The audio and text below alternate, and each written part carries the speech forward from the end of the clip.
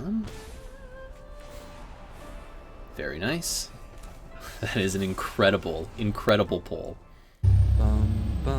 Intro. Hey everyone, and welcome to Poor Mana's Magic, a place where the wild cards never rain on our parade.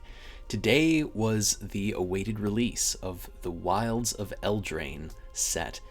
And with that, we get to experiment with some new cards. So I wanted to take today's video just as kind of a walkthrough to show you what my process is when these new sets come out, especially when it comes to budget build-arounds or artisan builds.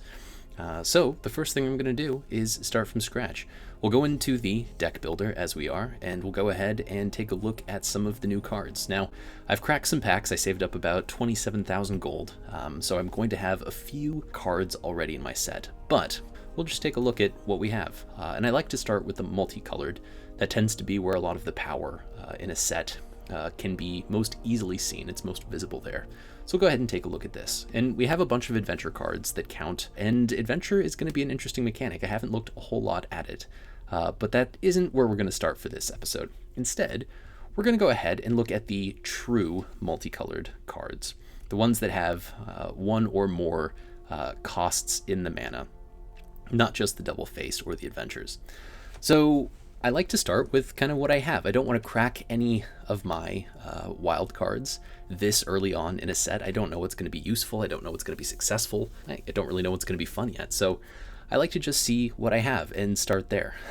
And the thing that I'm noticing is that somehow I already have 4 of Obyra, Dreaming Duelist, a fairy warrior legendary creature with flash flying that says whenever another fairy enters the battlefield, each opponent loses 1 life. Now, I know from watching a couple other videos that fairies is a very accessible starting point for this set, so I really like this. And looking one to the right, I see that I also have a copy of Talion, the Kindly Lord, a legendary fairy noble with flying, that says as Talion enters the battlefield, you get to choose a number between 1 and 10, and whenever an opponent casts a spell with the mana value, power, or toughness equal to the chosen number, that player loses 2 life and you draw a card. Most of the removal in standard right now is at the 2 slot.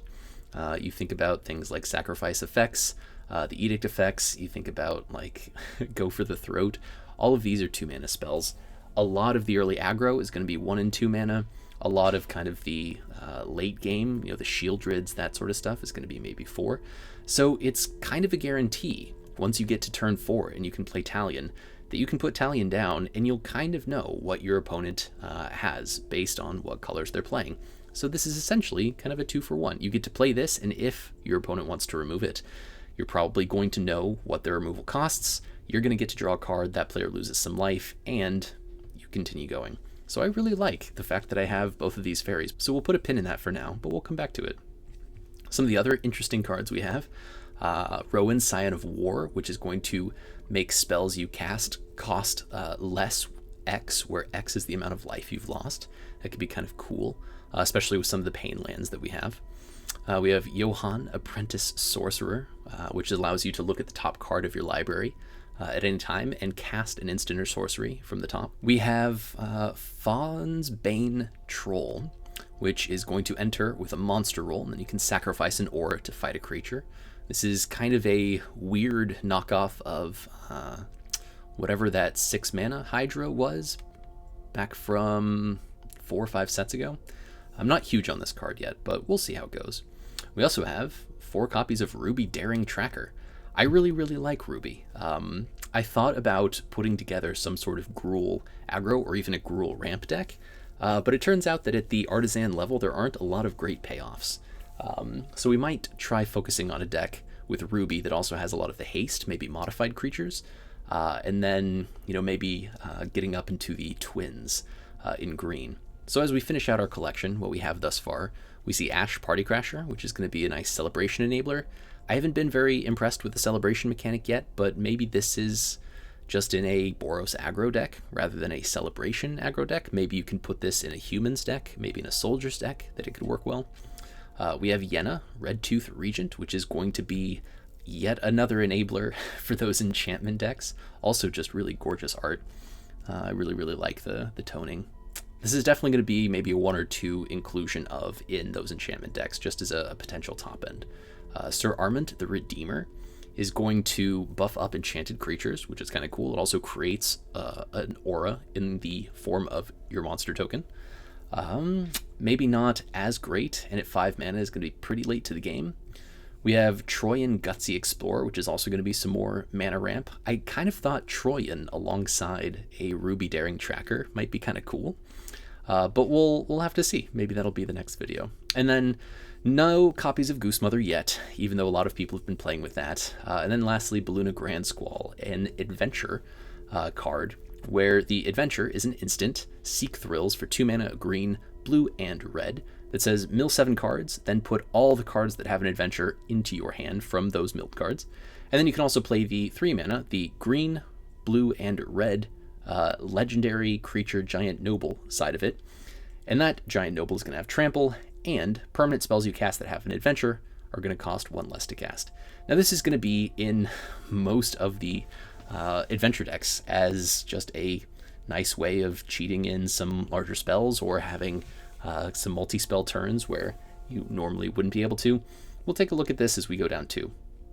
But from what I have, I think the best combination here is going to be Obyra and Talion. So we're going to go ahead and put together a quick deck, take it in, see how it does, and then maybe make a couple changes toward the end. Okay, so this is the Fairies deck that I was able to put together with what I had.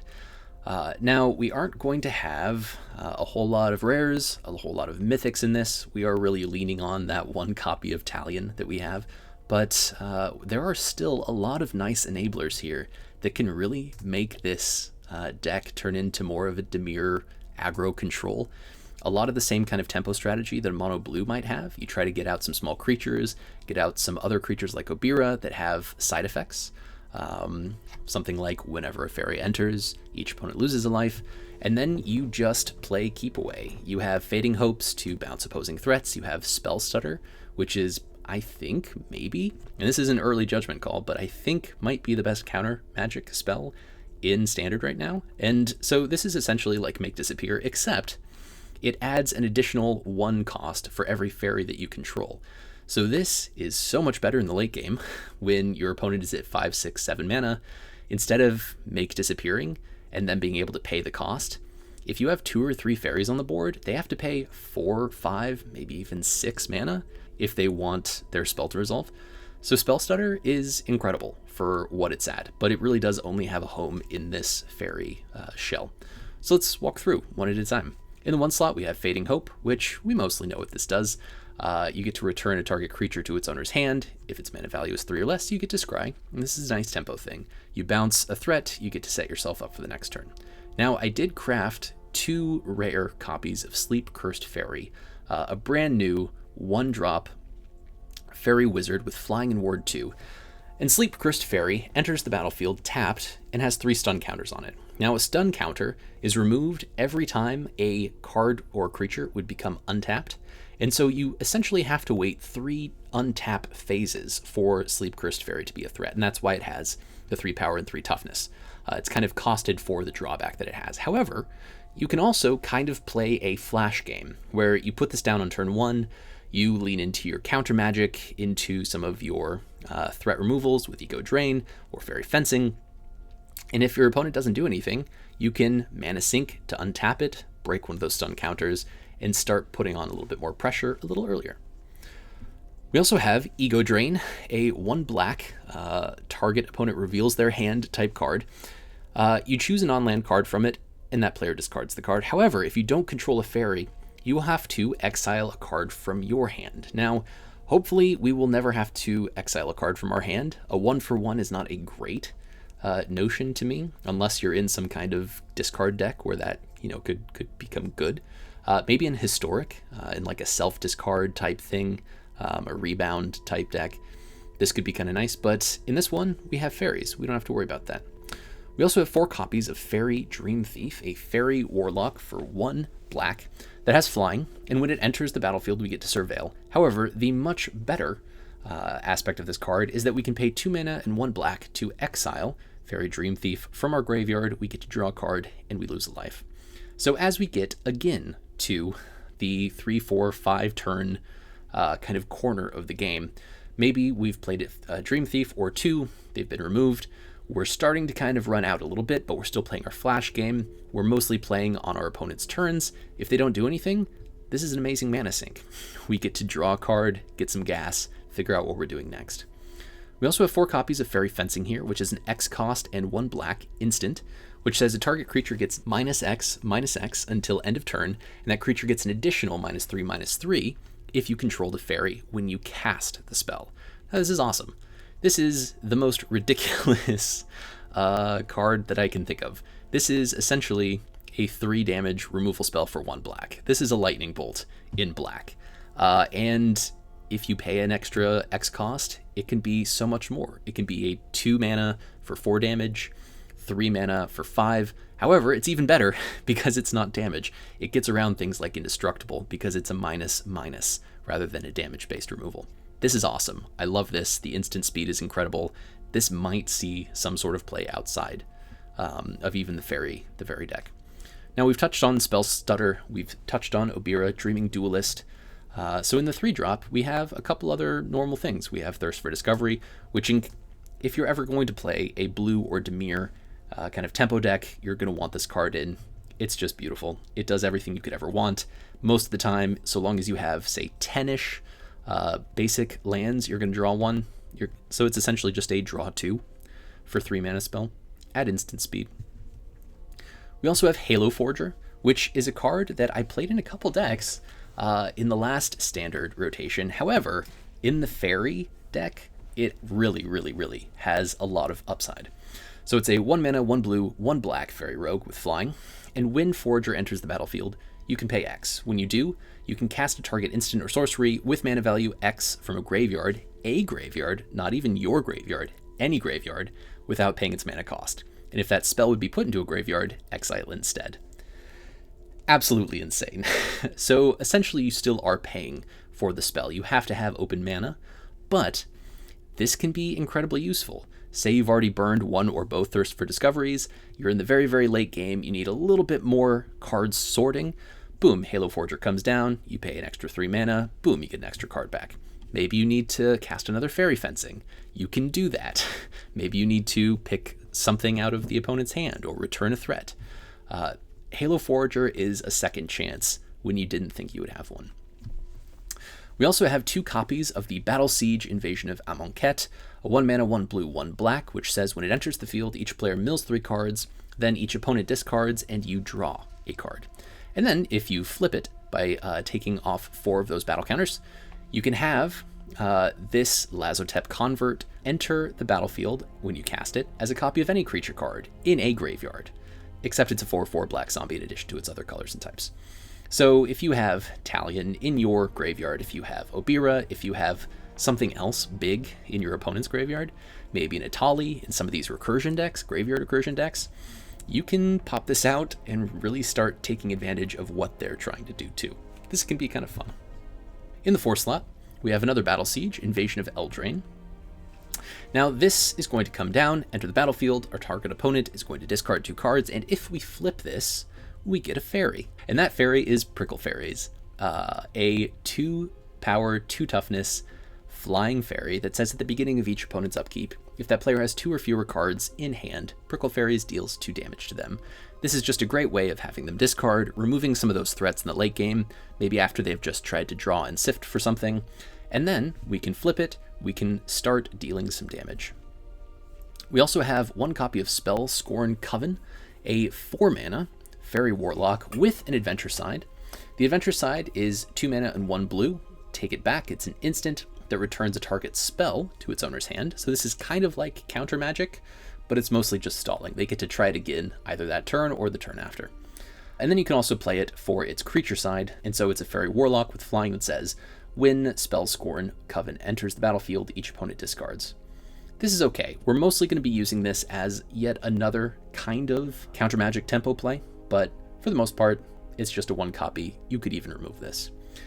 Lastly, we have our Talion, the Kindly Lord, which we've went over earlier, and we have 1 copy of Into the Fae Court, a 3 mana, 2 blue, sorcery speed spell that says draw 3 cards, create a fairy creature token. Now, I did have a bunch of rare lands from the past few sets. I want to include these because a lot of people who have been playing are going to have these. If you are relatively new or you haven't been able to craft or receive any of these as rewards, you can just kind of tick down on your Darkslick Shores, your Shipwreck Marshes, your Underground Rivers, and go with some basics. You're not going to have a lot of hard cast cards here. You're not going to have a lot of double mana symbols, but it is important to be able to play early and often. You're going to want to hit your 1, 2, and 3 turn spells. So as many of these dual lands as you can have, the better. So this is the Fairies deck. Let's go ahead and take it into the standard queue and see how it does. Okay, on the draw against Chev. Now we have 3 dual lands, very nice. Fading Hope and Ego Drain. We have our Invasion, we have our Talion, which is kind of cool. We don't have a lot of our early play, however, because we are on the draw, we're going to want to be a little bit more reactive, so I think this is probably a pretty good keep. Now we'll probably want to Ego Drain as soon as possible. Gumdrop Poisoner. What does this do again? Okay, so it looks like this is going to maybe be a black-green food deck. Definitely something we'll have to keep an eye out for. We'll go ahead and play our Darkslick Shores, and we could play out the Ego Drain, but we're going to have to exile something from our hand. And it is an exile, not just a discard. I think we'll actually hold on to that. We'll see if we can't draw into some sort of 1 mana something this turn. Just like that. So we'll go ahead, we will play our Dreamthief. And because Ego Drain says,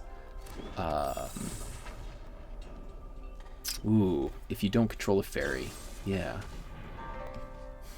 Are we going to care about this? I don't think so. So I was misremembering the wording on Ego Drain, but Obyra is up next, and I do like that, so we'll go ahead and keep her there. If we know we have this, I'm actually going to go ahead and play out our Ego Drain now, and we'll discard the Halo Forager. I think we're going to have a 3-4 play coming up. Yeah, and this is not a bad thing to get out of the way. So Trespasser can come down next turn. Trespasser isn't a huge deal, but I think Shieldred is going to be the big issue. So we'll go ahead and do that. Next turn, we can play Obyra into a Fading Hope, depending on if we want to discard another card. But I kind of like the idea of playing Invasion of Amonkhet, getting another card into our hand, having opponent discard another card, and seeing where we go from there. Oh, they have their own Dreamthief. Very nice. They discarded a Spectre of Mortality. Okay. Into Phyrexian Arena. Now, Arena might not be a terrible play for the Fairy deck either. Maybe 1 or 2 copies could be kind of interesting just to keep the steam going. So we do have a couple options here. Now we know they have at least 1 3-mana play. This is a food, so we could play Talion and then name 3, and that would give us a chance to maybe block a Trespasser. If we don't play anything this turn, Trespasser is going to transform, and I don't really want to do that, and so I kind of want to be as efficient as I can be this turn. So go ahead and we'll play down Talion. We'll name 3, and that will prevent them from, again, I think it's casting a spell with the mana value of 3, the power of 3, or the toughness of 3, and that's going to be most of their cards, to be fair. So we'll say 3, and we'll see what comes out. Opponent draws 2 cards every single turn. But if we can flip Invasion of Amonkhet, we can bring back one of the pretty nice cards that they have sitting in their graveyard right now. A Spectre of Mortality, a Shieldred. It can be pretty good. We'll see what opponent wants to do here.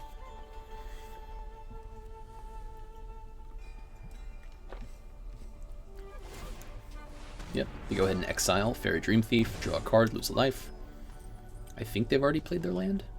They can't attack in. They do transform, though. Okay.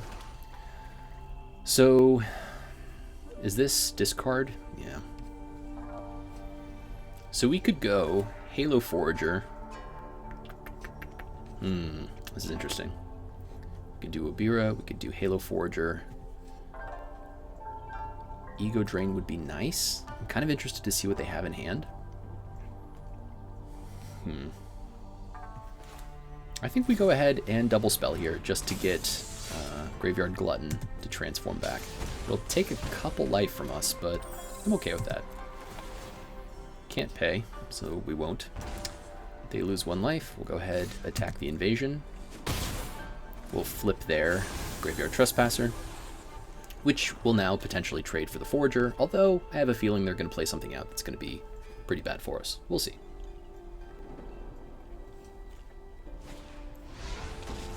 Ashiok, Wicked Manipulator. Now this is the new and only Planeswalker from this set. And so if it says, if you pay life while your library has at least that many cards in it, exile that many cards instead. They can plus to look at the top 2 cards, exile 1 and put the other into your hand. They can -2 to create 2 Nightmare Creature tokens with, at the beginning of combat, if a card was put into exile, put a +1/+1 counter on it. Or they could -7 for a target player to exile the top X cards of their library, where X is the total mana value of cards you own in exile. Very interesting. Okay. So we'll go ahead, we'll trade off here. Actually, why would we do that? We're going to take the 3 damage. This way we can attack with both Talion and Halo Forager. We can take out their Ashiok. We can flip our Invasion of Amonkhet. We'll be able to, and this is going to, we'll have to see what we want to do here. So Lazotep could come down. Do we want it to be a Shieldred? Do we want it to be a Spectre of Mortality? I think it's going to have to be a Shieldred here. So we'll go ahead and do that. We have a Faerie Fencing. We have all of our fairies. We're just going to have to hope that there's not some sort of board wipe, which I'm not actually sure if there is anymore in Standard in the new rotation. Multiple removal spells would be bad too, but we'll have to see what comes our way. Evolve Sleeper, not a big threat. Evolve Sleeper, not a big threat. They can't cast a 3-mana spell unless they want to take some damage and give us a card. I'm interested if they have some 3-mana spells right now. They might just level up their sleepers, yeah. So maybe they're going to try to draw into something here. They might double activate Sleeper.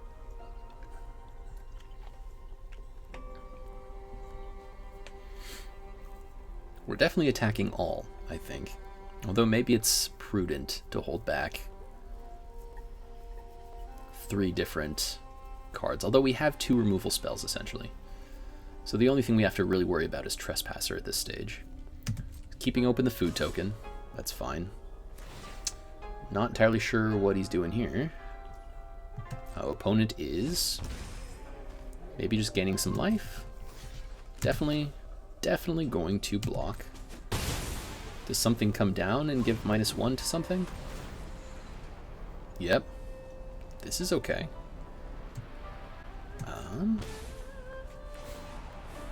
Very nice. That is an incredible pull. So we're able to save the Shieldred that we stole with Spell Stutter, hold open 2 removal spells, and Chev calls it in, phones home, rings up the parents and says, come and get me. GG's, Chev. Let's take a look at this though. So we would have had a sleeper, 2 sleepers as blockers. We would have had 5, 8 through the air, 4 on the ground, 12 damage total, 2 ways of removing things, lethal on board, plus the extra 2 from Shieldred, plus the extra 1 from Arena. Not too shabby, not too shabby. So it looks like this was just a straight mono black with Ashiok as a potential build around with a lot of other exiles. That's actually pretty cool. I didn't think about the Trespasser Ashiok combo, but that is definitely there. Very cool match. On to the next one.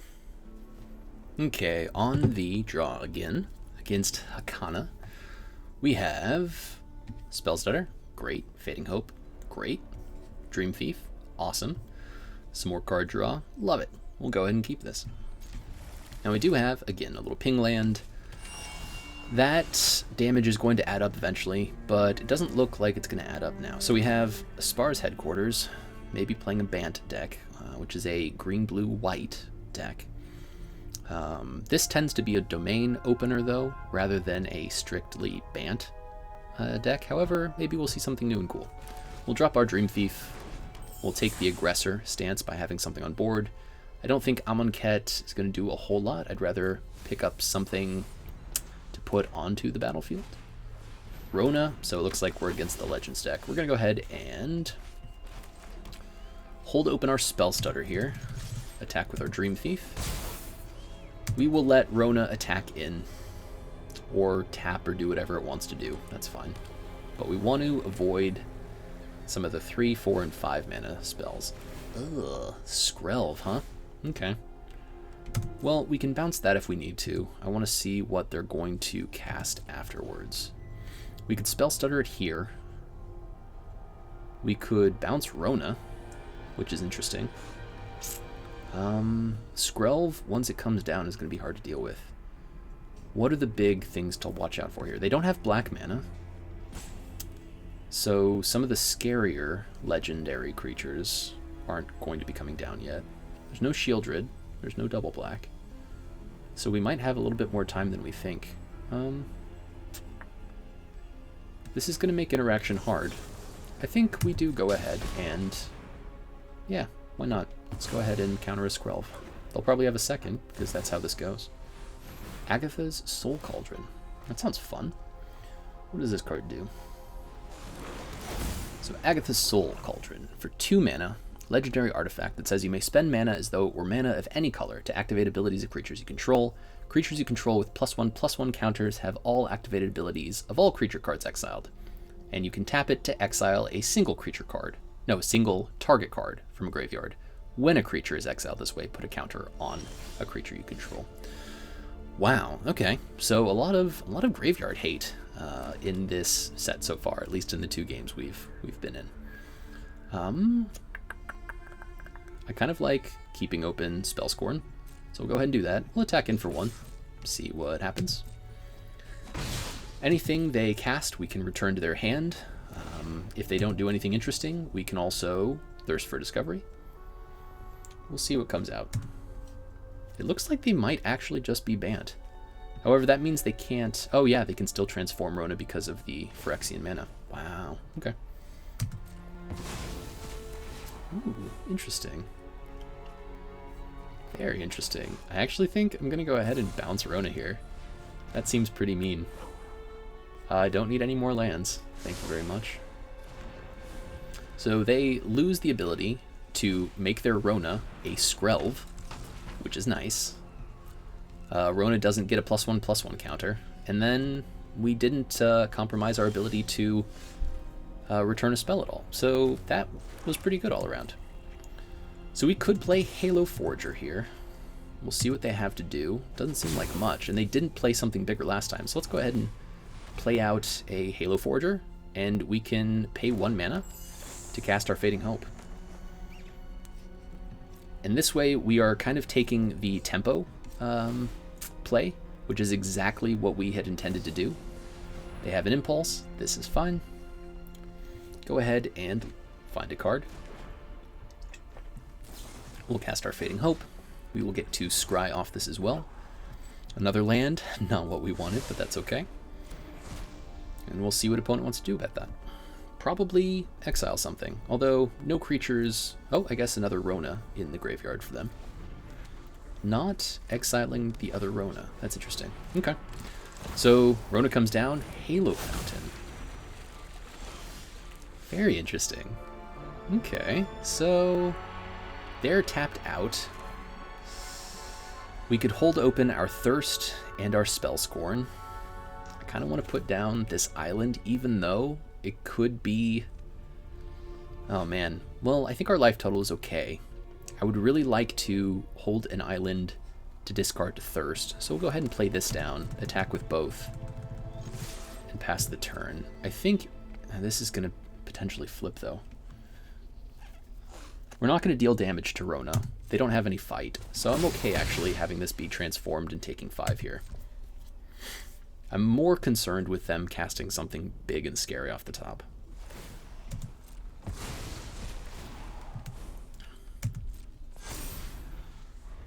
And remember, Spellscorn, the adventure side, take it back, doesn't counter a target spell. It returns it. So that can get around some of the uncounterable stuff too. Kami of Whispered Hopes in the bin. Interesting. Halo Fountain can create some citizens. This isn't a citizen. Very interesting. Okay. Well, we'll see what they have to do here. We'll go ahead and play out our Thirst. Don't know why it didn't keep up any blue mana for me. Thank you very much, Auto Tapper. Yeah, it's okay. Go ahead and put some counters on stuff. Perfect. So we'll go ahead, drop a basic land card. Ooh. Can we actually Faerie Fence here? No, we can't. We'd have to wait till next turn. But now we can Faerie Fence. So if we cast this, can also cast this for 2. I like that very much. Go ahead and do that now. See if... Actually, can this be done at... No, it's only at sorcery speed. Okay, cool. We'll go ahead and try this then. We'll try to deal -5/-5 to Rona. Get that in the bin. We still have Obyra, which is a flash flyer. So that'll be a nice next play for us. That's fine. Create your token. Draw a discard. Perfectly fine. Something goes into the bin. It is a land. Do they have a counterspell? Do they have a protection spell? I would be very astonished if they had a protection spell. Okay, Impulse it is. And so Faerie Fencing has the same language that I thought the 1-mana black spell that we have had. So Faerie Fencing is when it's cast, if you had a fairy, if you control the fairy. So we will attack with both here. We will play out Obyra end of turn on opponent's turn. Sleep-Cursed Faerie, a little slow here. We really want to be doing more with our mana. I'm not super impressed with Sleep-Cursed Faerie. I feel like it really needs to be out on turn 1 to have any effect on the board at all. Fauna Shaman, that's interesting. Okay. So we could potentially still take this out. So this can exile a Rona. Fauna Shaman could get a creature card, but we can return that creature card with Spellscorn Coven. So I think we're okay here. I think we're okay. This can put a +1 counter on any target creature. Yikes. So we also might just wait to see what this wants to put a counter on. Take it out with Faerie Fencing. Because it seems like they're playing around our open mana. Shigeki. Oh, okay. I don't really have any problems with this. They have exiled a lot of things. So what happens here? If we... Summoning Sickness. It's already tapped. This can untap a target creature. 4 mana, 4 damage, 5/6 damage, 7/8 damage if we played all of it out. Ooh, I think we have to go ahead and go for this. We're going to put our opponent down very close. And even if they want to do this now, we still have a Faerie Fencing, and we're going to keep up our Spellscorn Coven. It's going to be very hard for them to put anything on the board that's going to be able to come back and take over this game. So I really like the idea of making this play here. Then we can attack for 6, hold open, again, our Spellscorn, a little removal and Faerie Fencing. I think we're in a good position here. Not sure what else they're looking to do. Whoa. Oh, that almost does it. We're 1 mana short. 1 mana short. So I don't know if it's worthwhile here. I definitely want to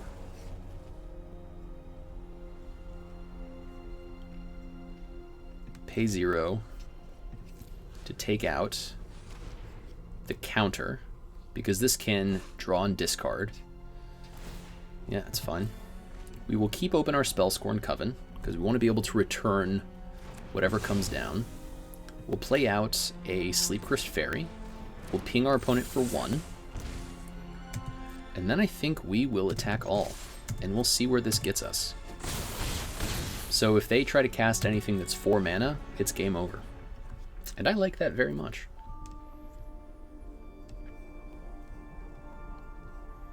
Fauna Shaman into something crazy big. Okay, that's 1 mana down. So if they try to cast anything bigger than 3 mana, we're going to be able to stymie them, and that'll probably be game. Feeling really, really good about this deck so far. Of course, we're playing an opponent, wow, with their own Sleep-Cursed Faerie. That's interesting. We're playing an opponent that has a very accretive strategy, something where it really needs step 1, 2, 3, 4, 5 to be in place before they can pop off. That's what a lot of combo decks do. They have to have all their pieces in place. I'm still not sure where this was going, but it feels cool. Be interested to look this one up later.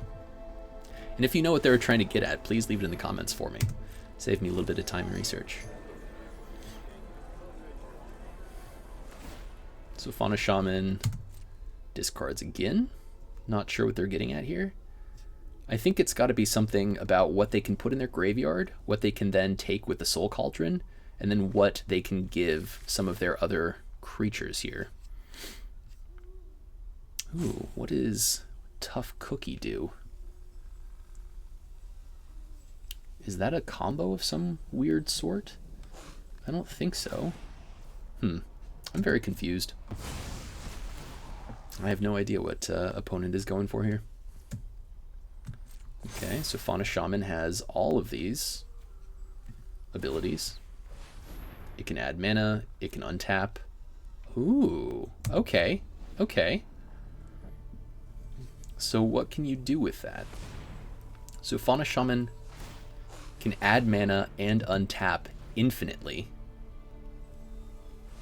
To what end?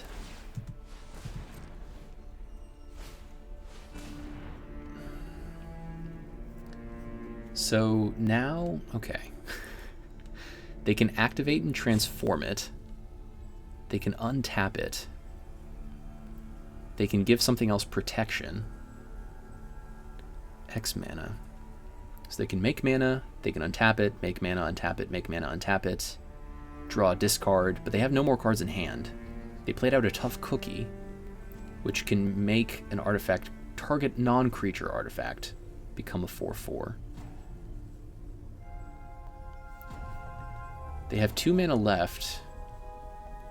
I am not sure what is happening here, but I'm going to go ahead and return that to the owner's hand. Maybe there's something I'm missing here. Maybe they need this extra mana. In either way, we're just showing them what we have. I feel like Fauna Shaman was supposed to... They have to use blue mana there, don't they? Or can it be any mana? How are they untapping without blue mana?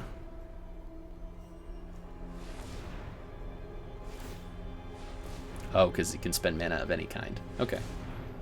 This is fine. I don't understand. I think we might have enabled them to do whatever they were trying to do when they cast Tough Cookie anyways. What are you... I don't understand. Hakana, what are you doing? Are you just going to make all of your non-artifact creatures, but they're still tapped?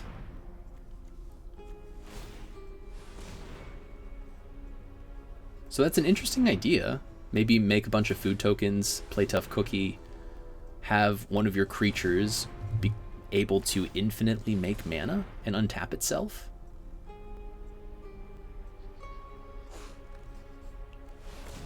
Yeah, I think that's the idea, which is pretty convoluted, and I'm impressed they got it this far against us.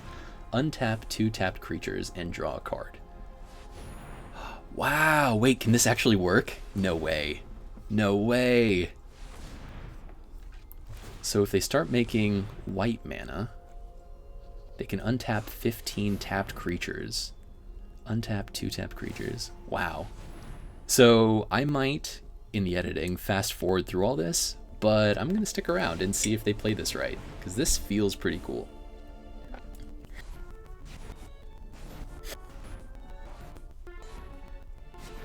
And they're okay.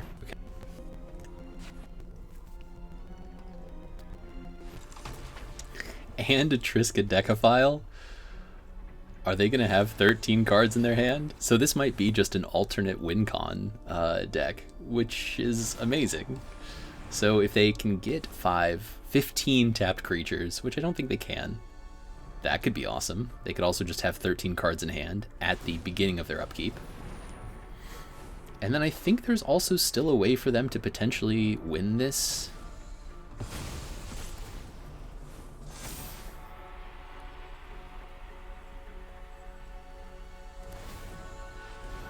By just creating a bunch of food tokens with their mana, and then using Fauna Shaman to create infinite mana, and then activate all those food tokens.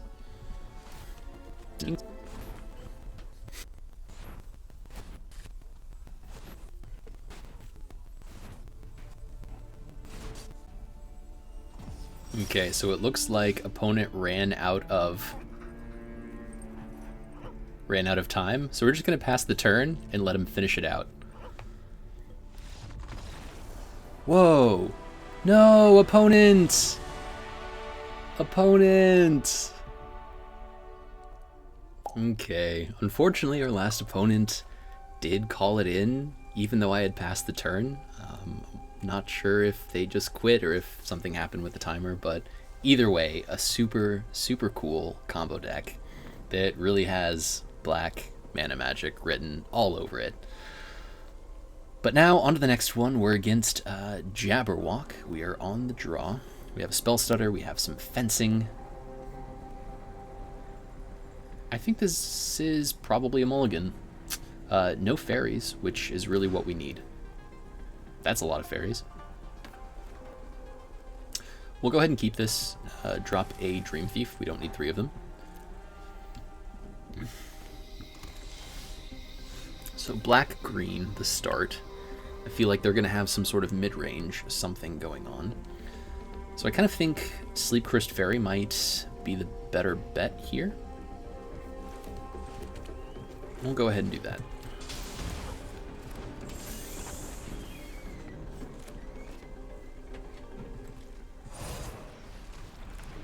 Spiteful Hexmage. Not the mid-range we were expecting. It is only a 1-mana thing, and yeah, I'm gonna go ahead and keep the Halo Forager and pay 0 here and take out this Hexmage. I don't want them sacrificing rolls and bargaining. So this is going to be an Abzan bargain deck, if I had to guess.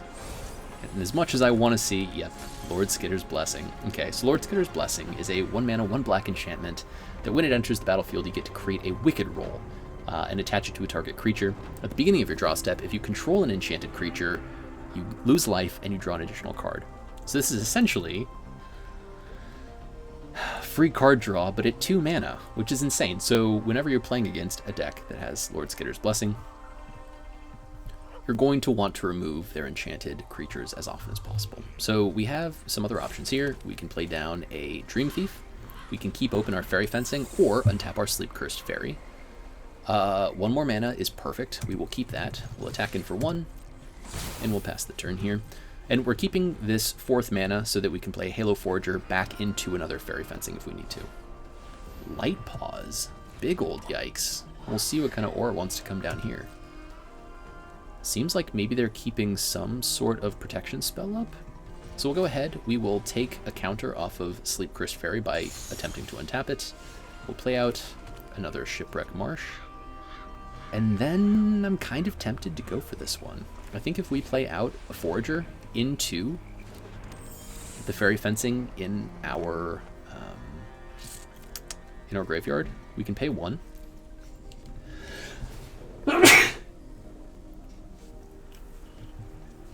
We can cast Faerie Fencing, do -3/-3, get them to use their protection spell. Oh, that's interesting. So they played Not Dead after all. So that returns to the battlefield with a Wicked aura. Very nice. Okay. So we'll just attack all. They do get to draw an additional card now because they had an aura. Man, that's a good combo. Light Paws is looking pretty nasty right now. So They play down a Nurturing Presence, which creates an air blocker. Not my favorite, but we do still have one more Faerie Fencing at the ready. We'll see what other 1 mana or 2 mana aura comes down. Ooh, looks like it's going to be a Radiant Grace. Gives Lightpaw's Vigilance. We'll let that get through for the hit. Oh, another Swamp isn't the best, but we can cast this for X equals 1, X equals 2, and still hold open an untap. We'll see what happens here. Oh, beautiful. Okay. So that works just as well as I wanted it to. Radiant Grace, a little unfortunate. So our creatures are going to enter the battlefield tapped now. That doesn't seem like a big deal. We'll go ahead and attack all. We need to get this flying blocker off the field. It's a very good trade for the Halo Forager. Don't blame them for taking that at all. But we still have 5 damage coming in through the air per turn, and if they get an aura on the battlefield, they're going to take an additional 1 damage. Ossification, not too bad. They're going to go ahead and try to take our Sleep-Cursed Faerie, but they'll have to pay the ward cost, so this is the only thing they'll do with their turn. Yep, that's fun. Obyra, Dreaming Duelist. Okay, so we have some flash, some instant speed permanents. Sir Arment comes down and creates a monster roll, but it has to attach to another target creature. Can't attach to itself. So we'll go ahead, we will drop Obyra. Talion comes down, I love that. So we'll go ahead and play this out on 2. I think most of their auras and enchantments are going to be on 2. They'll lose 1 life, go down to 1. And now if they want to create an aura, they're going to lose a life. And we are set up pretty well. Now they do have one of the dual land creature lands. This becomes a 1/4. Wow, that was pretty great.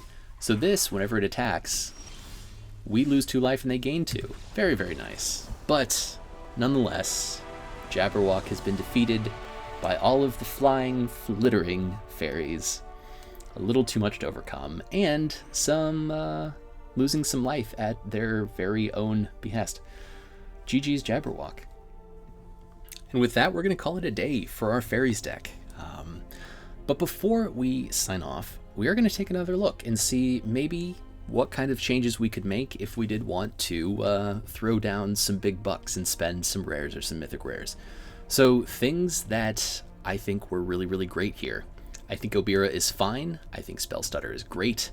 I think Talion is really, really good, provided there have been some other targets for removal before turn 4. So only if Talion is coming down after 1 or 2 removal spells is it safe. But still, if you're naming 2, you're going to hit most of those removal spells, be it an Edict or Go for the Throat or something like that.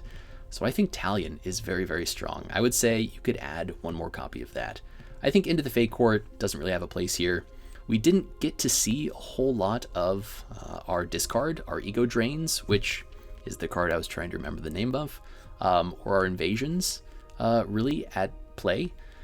We were able to win this almost entirely on the back of having 1 and 2 powered fairies with a bunch of interaction. And I think that's really where the strength of this deck lies, to be honest. You play down some tiny little fairies, you bounce some stuff, you steal some stuff, you murder some stuff, you counter some stuff, and then you get to do it all again with Halo Forager. So I really, really like the core of this as it is. I think Spellscorn Coven can probably go. I think some of the invasions could probably go as well. Maybe add an Invasion of Amonkhet, but there are still quite a few other fairies that I have not collected yet that you might want to include in a fairy-based deck. So go ahead and we'll take a look at the dual colors. And the first one that jumps off the page is Likeness Looter, a 1 blue, 1 black fairy shapeshifter with flying that has a looting effect. You get to draw a card, then discard a card. And you can pay X for Likeness Looter to become a copy of a target creature card in your graveyard with mana value X, except it has flying and this ability. It can continue to shapeshift if other things go into your graveyard. So this could be pretty interesting, maybe as a one-of copy. In case you put down an Obyra, in case you put down a Talion, they get killed, Likeness Looter comes down, you can just make another Obyra or Talion. That could be pretty cool. I don't think Sleep-Cursed Faerie is great. I think at 2 mana, it's as that's as many copies. 2 copies is as many as you're going to want to have. You could maybe experiment with some of the other copies. I've seen a lot of Faerie Masterminds in the Faerie deck. I don't really understand it. I don't think it does a whole lot for you. I think it ties to everything. I think it's pretty useless, except that it's a flash flyer. I could be wrong here. Faerie Vandal may be a little bit better, but we're not really going to draw that many cards. Only if you really wanted to maybe switch out some of the interaction cards with something like a Consider or a draw effect would Faerie Vandal be good. Picklock Prankster, not really going to be at home in this deck, unless you want to. This is kind of a Tovar type effect where you mill yourself and then you get to choose an instant sorcery or fairy card from those milled cards and return it to your hand. So this could be good, maybe late game. Maybe it's a one-of, just as kind of a toolkit card. Some other cards that you have. Talion's Messenger. So this is, I think, now that I'm remembering it exists, and I didn't even know we had a copy of this. This is a really strong 3-drop. So Talion's Messenger is a 2 mana, 1 blue, very noble with flying that says whenever you attack with one or more fairies, you could draw a card, then discard a card. And when you discard a card, you put a +1/+1 counter on a target fairy you control. I think this has to go in your deck. And this is going to be the kind of card that can make some of these little 1/1s that you put down earlier get real big real fast. So maybe 1, maybe 2 copies of this. I still think you're going to want all of the cheap removal and interaction, and Fading Hope, Ego Drain, Faerie Fencing. These are really important cards. So maybe 2 copies of Talion's Messenger. On the back of that, if you wanted to go into a third color, maybe some of these Adventure Fairies to destroy target tap creatures could be good, or Exile a non-token creature to essentially bounce one of your own creatures. Those could be interesting. In black, maybe something like a Baronati if you're playing a lot of mono red for a little bit of life gain. But I think that's really the extent of the Faerie deck at this point. One thing I did consider when building out this deck was to add a little bit of red, to splash red, for Rankle and Torbrand. Again, this is something that you can very easily do, given that we have... and maybe it rotated? I don't think it did. Secluded Courtyard, which allows us to essentially make 1 mana of any color for a kind of tribe, in this case, fairies. So if you name fairies, you can cast any kind of mana that you want in order to pay for a fairy cost. That would be great if you want to try to include a little Torbrand. But I think...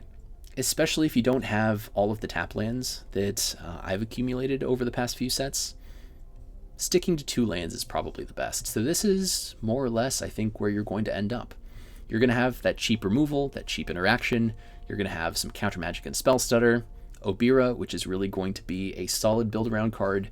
You're going to have some invasions, some Halo Foragers for some of this interaction recursion, some card draw in Talion's Messenger and Thirst, and then 2 copies of Talion, which I don't think is a very kindly lord at all. I think it can do a lot of damage and really make your opponents pay for playing predictable cards. So I hope you enjoyed the gameplay in this deck building as much as I enjoyed bringing it to you. Please make sure to like, subscribe, and comment, as it really does help a small channel like mine grow. I'm really excited to play more of these Wilds of Eldraine decks, and I hope you stick around. So I'll see you next time.